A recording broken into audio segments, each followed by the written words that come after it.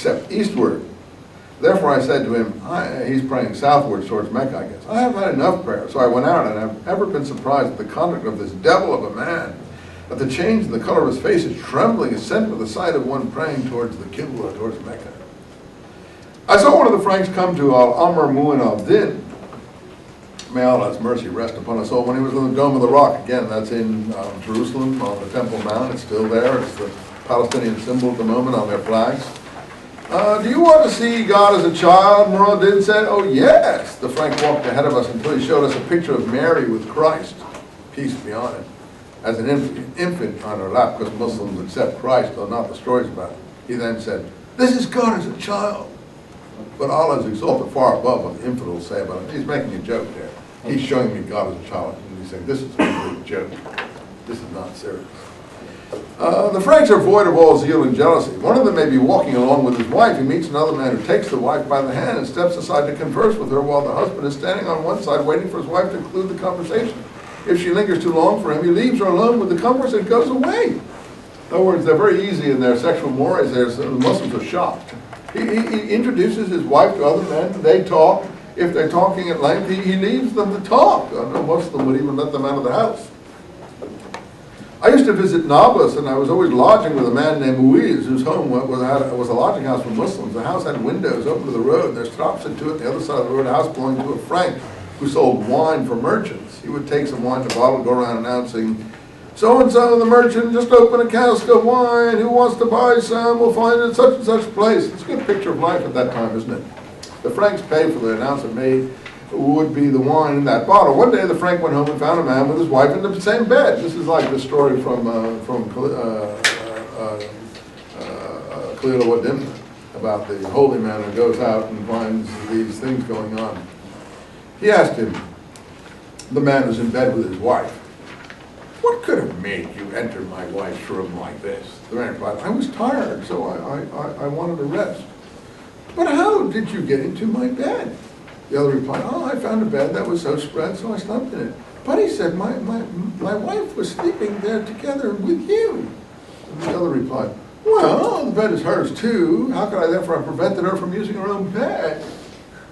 By the truth of my religion, said the husband, if you should do it again, you and I might have a quarrel. Such was, for the Frank, the entire expression of his disapproval and limit of his jealousy. The Muslim of Chab here is totally amazed by the Frankish behavior. To me, this is a tremendously interesting insight, don't you think, into the times and the clash of cultures? It's really funny. He's like, well, these people are amazing. They're out of their minds. There was a bath. This is a funny one, too. I'm sorry, you don't mind me reading these to you, because I know you don't read them yourselves.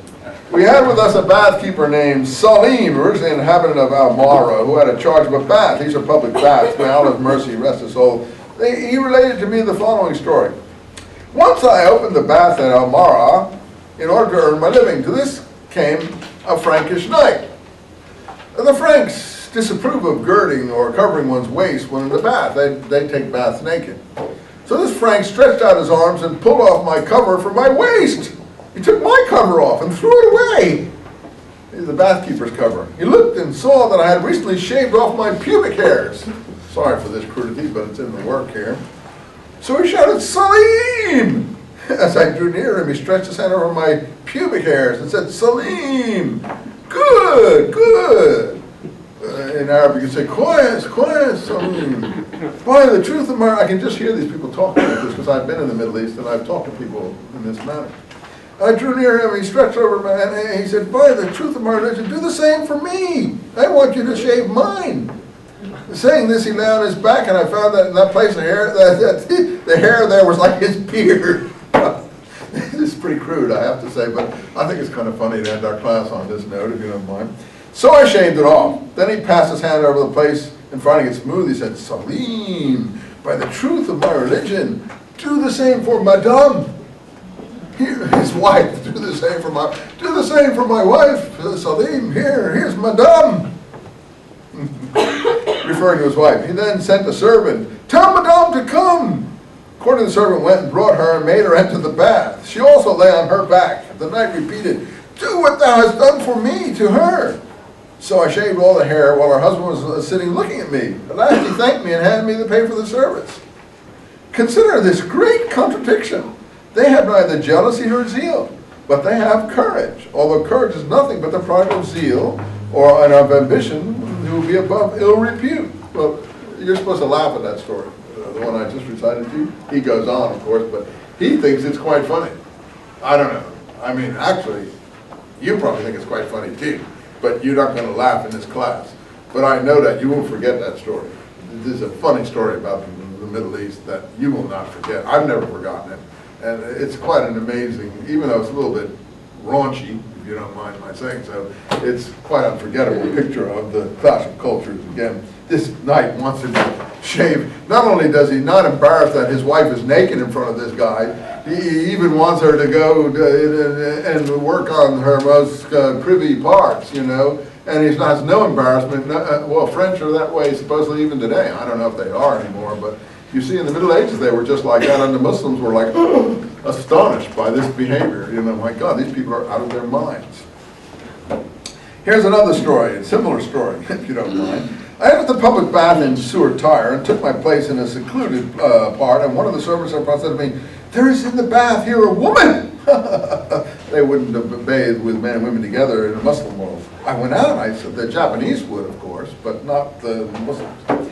I went out, I sat on one of the stone benches, and behold, a woman was in the bath, had come out all dressed and was standing with her father. She had been bathing there with her father. I could not be sure she was a woman, so I said to one of my companions, "God, see if this is a woman."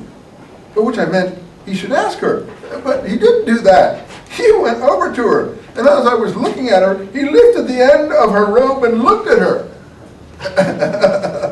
And thereupon her father turned toward me and said, "This is my daughter." And father was not upset at all, not embarrassed.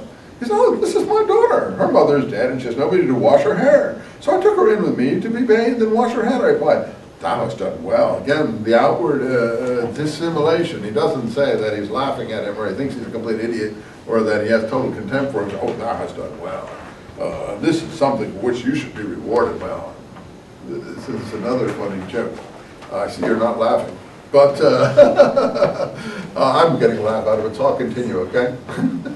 Even if you guys don't think it's funny, I do. A curious case relating to the medicine is the following. The Lord of Tiberias, who was one of the principal chiefs, this is where the final battle took place, near Tabaria, near Tiberias. When I was in the company, told us this story. On the way, we related us the following story in these words. We had in the company